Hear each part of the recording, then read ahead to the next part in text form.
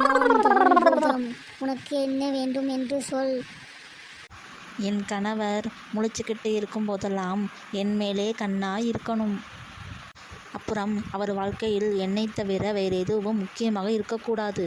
அப்புறம் அவர் தூங்கும்போது நான் பக்கத்தில் இல்லாமல் தூங்கக்கூடாது.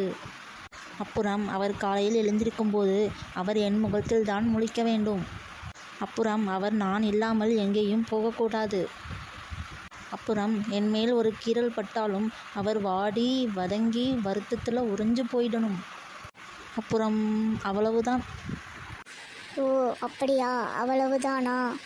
இதோ பார். ஐயோ, என்ன நீங்கள் இதுக்காக போய் என்னை ஸ்மார்ட் ஃபோனாக மாற்றிட்டீங்களே.